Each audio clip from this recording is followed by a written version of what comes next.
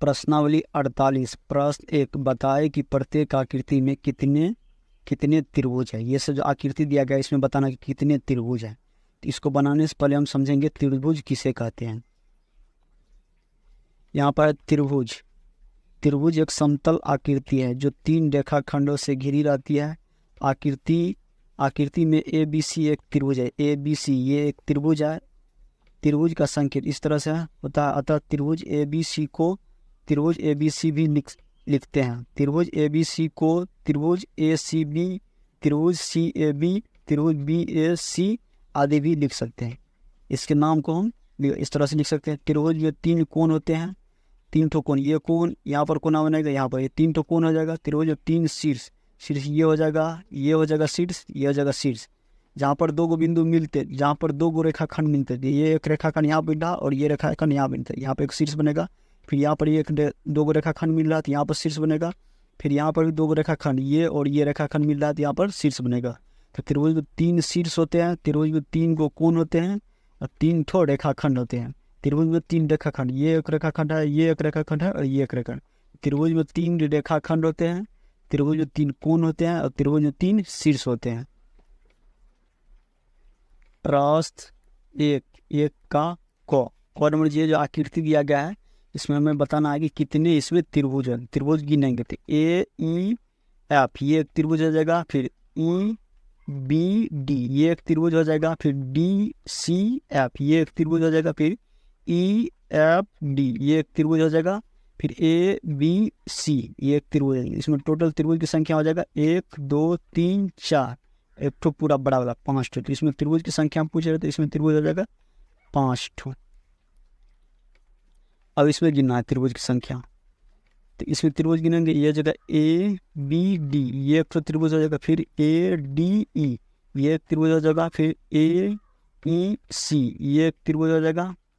उसके बाद हो जाएगा ए बी एफ यहाँ से यहाँ तक एक त्रिभुज हो जाएगा।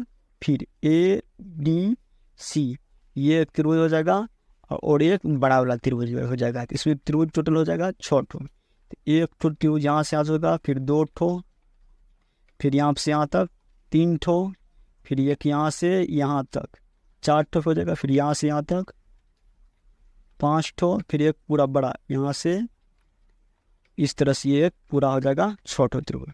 तो ख नंबर हो जाएगा त्रिभुज की संख्या 6, इसमें बनेंगे 6। अब ग नंबर ये जो आकृति दिया गया है इसमें भी बताना त्रिभुज की संख्या कितनी है। तो त्रिभुज की संख्या गिनेंगे तो ये पहला हो जाएगा यहाँ पर वो, इस तरह से यहाँ पर हम ओ मान लेंगे। यहाँ पर अपने मन से ओ मान लेंगे।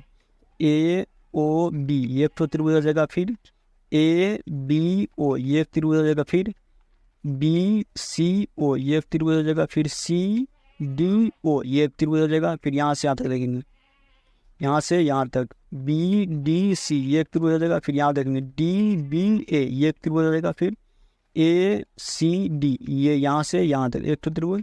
फिर ए बी सी ये एक त्रिभुज है। इसमें टोटल त्रिभुज की संख्या हो जाएगा 8। गिनेंगे कैसे, ये हो जाएगा एक ठो त्रिभुज, एक ठो। उसके बाद ये 2 ठो, ये 3 ठो, ये एक 4, फिर यहाँ से यहाँ तक 5, फिर यहाँ से यहाँ तक 6, फिर यहाँ से यहाँ तक 7 हो जाएगा। फिर यहाँ से यहाँ तक ये हो जाएगा 8। इसमें टोटल त्रिभुज की संख्या हो जाएगा 8। प्रश्न 2 में त्रिभुज ए बी सी की आकृति दी गई। वहाँ पे त्रिभुज ए बी सी दी गई है। अब इसे देखकर खाली स्थानों को भरें। 2 का क नंबर में है, 2 का क में करा इस त्रिभुज ए बी सी के शीर्ष है।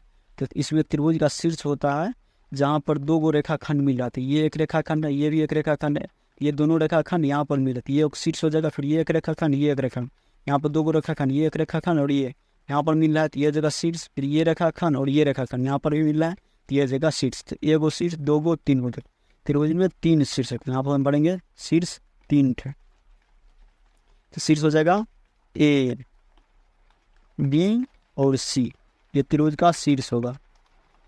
अब प्रश्न ख नंबर, इस त्रिभुज की भुजाएं हैं। इस त्रिभुज में ये एक भुजा है और ये एक भुजा और ये भुजा, इसमें भुजा लिखना है। त्रिभुज 3 ठो भुजा था। पहला भुजा देगा ए बी, ये ए बी भुजा, उसके बाद बी सी, उसके बाद ए सी, इसमें 3 ठो भुजा है। अब गौर में करा इस त्रिभुज के कोण है, तो त्रिभुज के कोण, ये दोनों भुजा यहाँ पर मिल रहा है, यहाँ पर जो कोण बन रहा है इसको कोण बोलते हैं। यहाँ पर एक कोण बन रहा है, फिर यहाँ पर एक कोण बन रहा है और यहाँ पर एक कोण बन रहा है। इसमें कोण की संख्या हो जाएगा गौर में, कोण हो जाएगा ए कोण, उसके बाद कोण बी, उसके बाद कोण सी।